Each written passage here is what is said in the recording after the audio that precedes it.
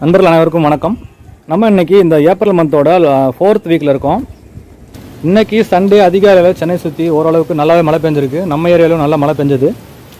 மழை சேகரிப்பு ப்ராஜெக்டில் ஒரு 10,000 லிட்டர் தண்ணி நம்ம சேவ் பண்ணி வச்சுருக்கோம். அந்த தொட்டியை நான் உங்களுக்கு காமிக்கிறேன்.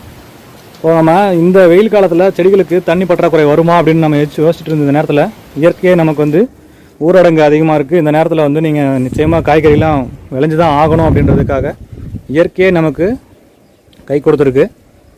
ஸோ இன்றைக்கி வந்து பார்த்திங்கன்னா மழை பெஞ்சிருக்கு. நிறைய பேர் வந்து இந்த மழை காலத்தில் தோட்டத்தை வந்து க்ளீன் பண்ணுறது கஷ்டமாக இருக்குது அப்படின்னு சொல்லி நிறைய சொல்கிறாங்க. இப்போது நீங்கள் நம்ம தோட்டத்தை பார்க்கலாம். நான் இப்போ வந்து காலையில் வந்த உடனே மழை பெஞ்சு முடித்த உடனே என்னென்ன வேலை செஞ்சுருக்கேன் அப்படின்னு சொல்லி பார்க்கலாம். அப்புறம் மழை பெஞ்சு முடித்த உடனே பார்த்தீங்கன்னா தொட்டிகளில் இருந்த நிறைய தண்ணி அதிகமாக இருந்ததால் சில மண்புழு குட்டிகள்லாம் வந்து நிறைய வந்து வெளியே வந்தது. அது எல்லாத்தையும் நான் வந்து சேகரித்து வச்சுருக்கேன். நம்மளே வந்து மண்புழு உரங்கள் தயாரிக்கிறதுக்கு அது பயன்படும். இப்போ பார்த்தீங்கன்னா இது நான் உங்களுக்கு இந்த தொட்டி அதிகாலையில் பார்க்கும்போது தண்ணி தேங்கி இருந்தது.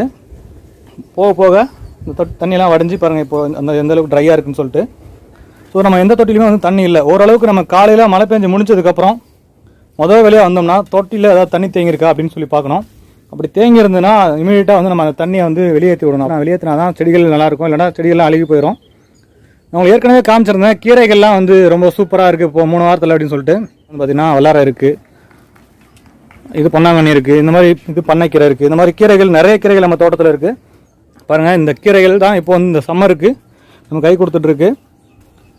ஸோ இனி இந்த சில காய்கறிகள்லாம் நம்ம விளைச்சல் எடுக்க முடியுமா அப்படின்னு யோசிச்சுட்டு இருக்க நேரத்தில் தான் இந்த மழை பெஞ்சிருக்கு. இந்த மழையை வச்சு நம்ம ஓரளவுக்கு நம்ம நல்ல மகசூல் எடுத்துடலாம் மே மாதத்துக்கும். இதுவும் பார்த்திங்கன்னா கிட்டத்தட்ட ஒரு 4 வாரம் இந்த கீரையெல்லாம் பார்த்திங்கன்னா இதில் வந்து இந்த பெருசாக வளர்ந்த கீரையெல்லாம் நம்ம கிள்ளி எடுத்துகிட்டு மீதி கீரை அப்படியே வச்சுருக்கேன்.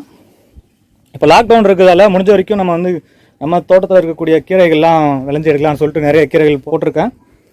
அது மட்டும் இல்லாமல் இப்போ புதுசாகவும் நான் கீரை போட்டிருக்கேன். அந்த வீடியோ உங்களுக்கு காமிக்கிறேன். அதான் போன வாரத்தில் வீடியோவில் பார்த்துருப்பீங்க. கீரைகள்லாம் வந்து பார்த்தீங்கன்னா அரைக்கீரை இதெல்லாம் பார்த்துருப்பீங்க, பண்ணைக்கீரைலாம் பார்த்துருப்பீங்க. இந்த வாரம் புதுசாக சில கீரைகள் வச்சுருக்கேன். இதில் வந்து பாலக்கீரை போட்டிருக்கேன். இதுக்கு கீழே நான் இந்த பாக்ஸில் என்ன வச்சுருக்கேன் அப்படின்னு பார்த்தீங்கன்னா கீரைகள் வந்து நிறைய பேர் வந்து முளைக்கவே இல்லை சரியா அப்படின்னு சொல்கிறாங்க.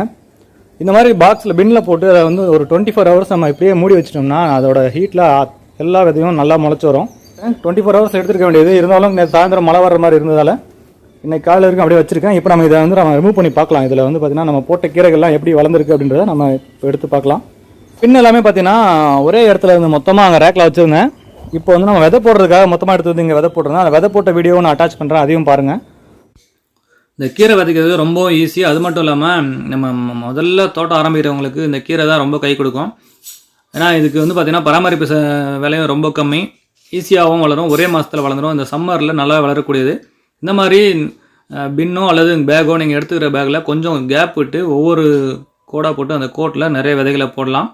அப்படி போட்டு எல்லாத்தையுமே மூடி விட்டு அதுக்கு மேலே லேசாக தண்ணி தெளித்து நம்ம எடுத்து ஒரு பின் மேலே இன்னொரு பின் அடுக்கி வச்சிட்டோம்னா நல்லா அந்த ஹீட்டில் சீக்கிரமாக வந்து முளைச்சி வந்துடும்.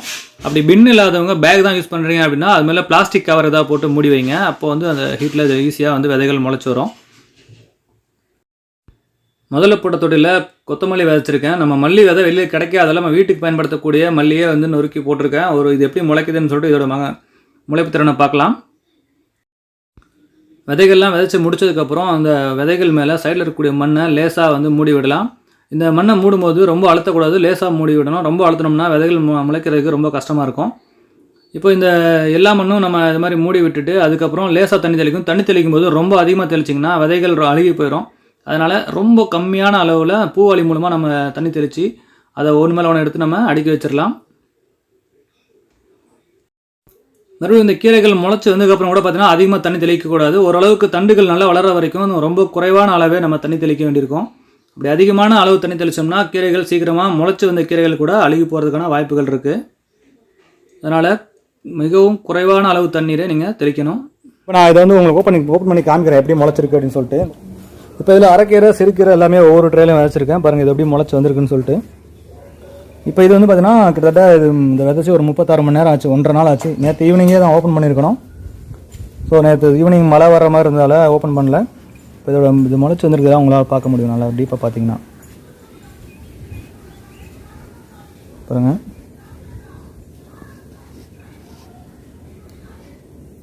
அழகாக முளைச்சி வெளியே வந்துட்டுருக்கு நாற்றுகள் கீரைகள்லாம். இது வந்து விதைச்சி 36 மணி நேரத்தில் இந்த அளவுக்கு வளர்ந்துருக்கு. நீங்கள் இந்த மாதிரி பின்னை போட்டு க்ளோஸ் பண்ணி வச்சிங்கன்னா அது ஈஸியாக வந்து வளரும். நான் இன்னும் எல்லா ட்ரேவும் உங்களுக்கு ஓப்பன் பண்ணி காமிக்கிறேன் பாருங்கள்.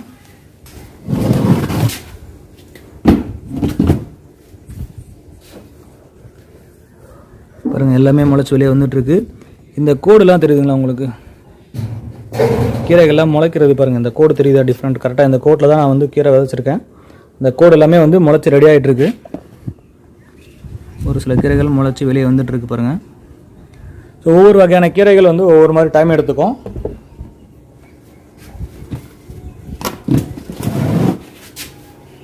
ஸோ கீரை முளைக்க வைக்கிறதுக்கு இந்த மாதிரி நீங்கள் டிப்ஸ் ஃபாலோ பண்ணிங்கன்னா ஈஸியாக எல்லா விதையும் முளைச்சி வரும் உங்களுக்கு, கீரை விதையெல்லாம்.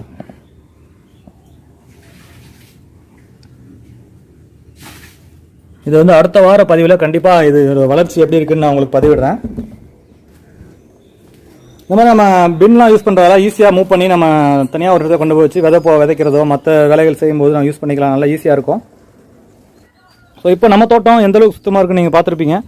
இதெல்லாமே காலையில் எழுந்திரிச்சு நம்ம மழை பெஞ்சு முடிஞ்ச உடனே நம்ம மழைநீர் சேகரிப்பு தொட்டியில் இருக்கக்கூடிய அதே தண்ணியை திருப்பி அந்த ஒரு மோட்டர் வச்சுருக்கேன், அந்த மோட்டர் வழியாக ஓஸ் மூலமாக எடுத்து க்ளீன் பண்ணது தான்.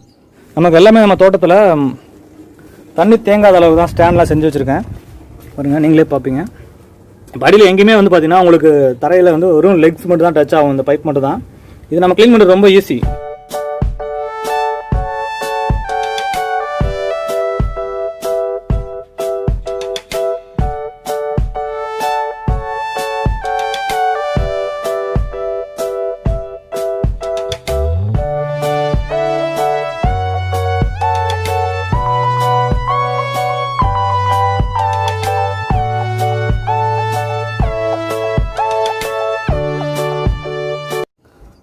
ஸோ நம்ம மழை பெஞ்சு முடிச்ச உடனே இந்த மாதிரி ஓஸில் தண்ணி வச்சு நம்ம க்ளீன் பண்ணி விட்டோம்னா, இன்றைக்கி ஃபஸ்ட்டு மழை பெஞ்சிருக்கு, அதனால் கொஞ்சம் இதில் மண்ணெல்லாம் இருந்தது, அதெல்லாம் வந்து போயிருக்கோம். அடுத்ததாக பெய்யக்கூடிய மழையை நல்லா சுத்தமான தண்ணி நம்ம வந்து சேமித்து வச்சுக்கலாம். ஸோ இப்போ இந்த மாதம் நம்ம என்னென்னலாம் வந்து புதுசாக வந்து விதைச்சிருக்கோம் நம்ம தோட்டத்தில் அப்படின்னு சொல்லி பார்க்கலாம்.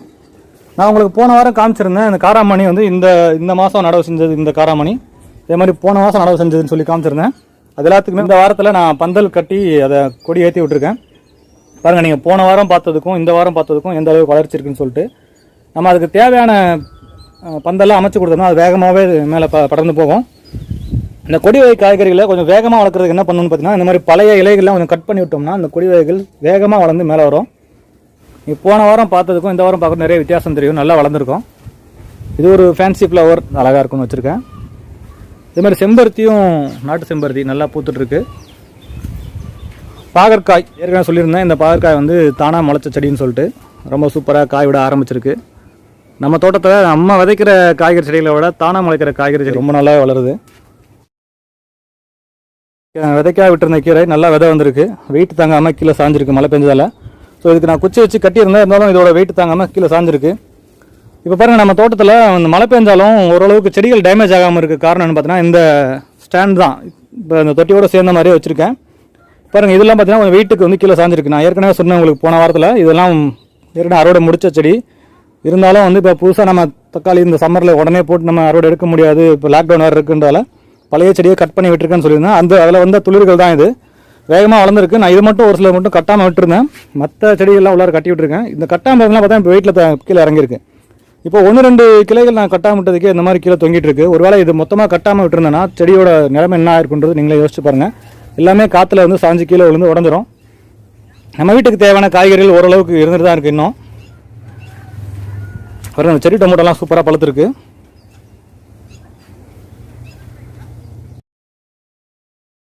மாவுப்பூச்சி தொல்லைகள்லாம் நிறையவே இருக்குது, சம்மரில் நிறைய பேர் ஃபீல் பண்ணியிருக்காங்க. இப்போ மழை பெஞ்சிருக்கிறதால நமக்கு மாவுப்பூச்சி தொல்லை கண்டிப்பாக கொஞ்சம் குறையும். கார்டன் ஸ்டார்ட் பண்ணுறதுக்கு ஜூன் வரைக்கும் வெயிட் பண்ணணும்னு அவசியம் கிடையாது. இப்போ கூட ஓரளவுக்கு மழை பெஞ்சிருக்கிறதால கிளைமேட் கொஞ்சம் நல்லாயிருக்கும். அதனால் நம்ம இப்போ கூட கார்டன் ஸ்டார்ட் பண்ண ஆரம்பிக்கலாம்.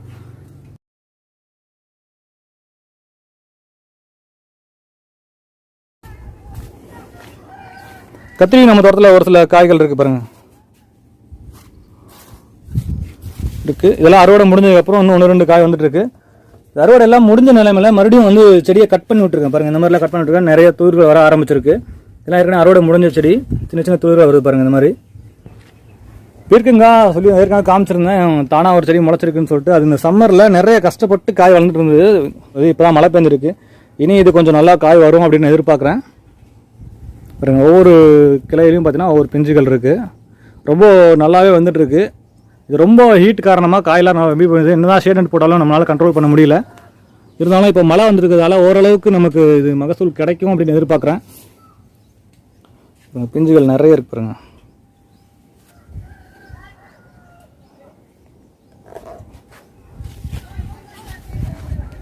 அது மட்டும் இல்லாமல் இப்போ புதுசாக வந்து பீன்ஸ் நடவு செஞ்சுருக்கேன். பீன்ஸ்